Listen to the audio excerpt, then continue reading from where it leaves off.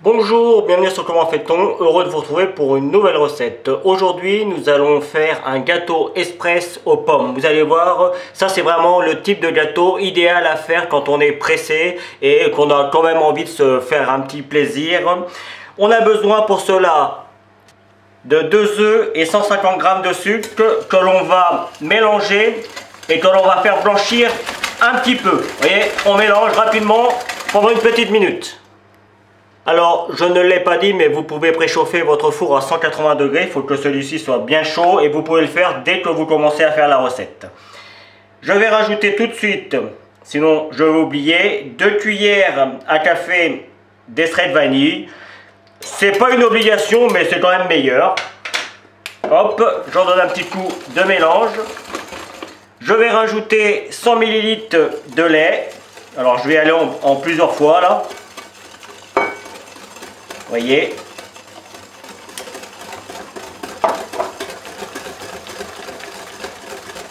Je vais rajouter maintenant mes 100 g de beurre fondu. Alors 2-3 minutes au micro-ondes et le beurre est fondu. Hein. Hop.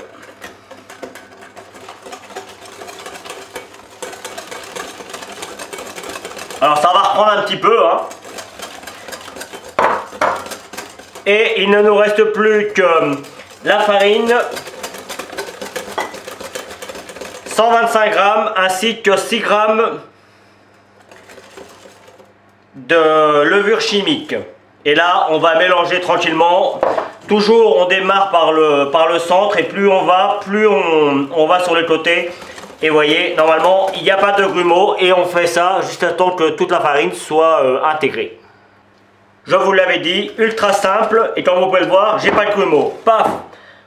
On passe à notre moule. Vous beurrez, alors moi j'ai pris un moule à tarte, il fait 4 cm de hauteur, et j'ai à peu près 20 cm de diamètre. J'en aurai peut-être un petit peu trop, mais c'est pas grave, j'en mettrai dans des petits moules après.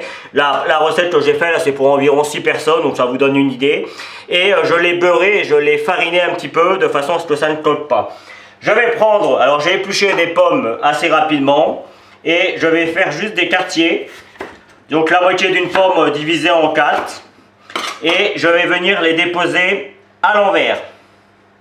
Comme si on allait faire une tarte tatin. Sur le même principe. Ou un gâteau renversé.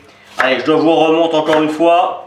Et puis après, ce sera pareil, juste à ce que tout le moule soit rempli. Vous voyez ? On essaye de les mettre bien comme il faut pour que ce soit joli. Alors moi, quand je vais démouler, sur le coup, le dessus deviendra le dessous et vice versa. Vous avez compris le principe, je vous laisse faire. Voilà ce que ça donne. Je viens mettre une première couche. Il me reste un petit peu de pommes, donc je vais mettre une première couche et puis je vais redéposer un petit peu de pommes. Le petit morceau qui me reste, je vais le découper en plus petits morceaux et je ne perds rien. Et vous voyez, finalement, ma recette, elle va faire mon moule. Hein. Je vais mettre ça jusqu'en haut. Là, hop, je vais redécouper ça en fines tranches, vous voyez, comme ça. Et je vais venir les remettre au milieu, comme ça. Voilà. Et cette fois-ci, je mets la totalité de ma préparation. Alors finalement, mon moule, il va bien. Hein. Hop. Et on étale de façon à ce que les pommes soient recouvertes. Donc moi je mets la totalité. Hop.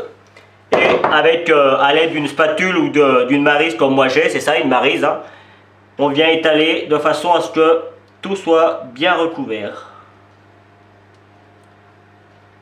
Voilà. Et c'est parti pour une cuisson. Alors, je vous donnerai le temps exact, mais il faut compter au minimum, au moins 35-40 minutes pour ce genre de gâteau. Voilà. Et c'est parti.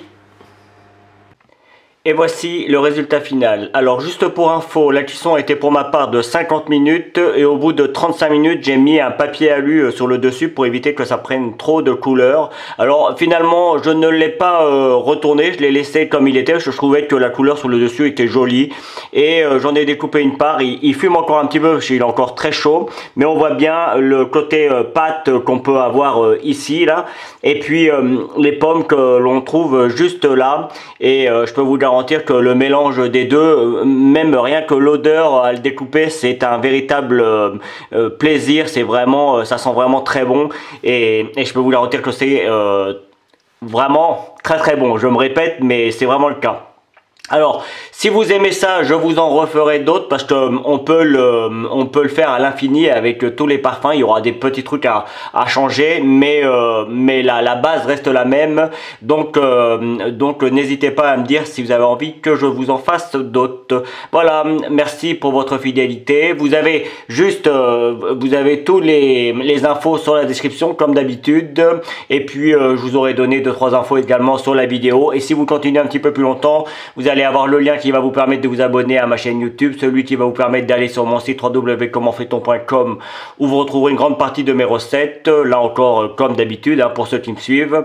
Et puis je vous donne 2 autres recettes de gâteaux tout aussi simples à faire que celui-ci. A bientôt sur Comment fait-on, salut!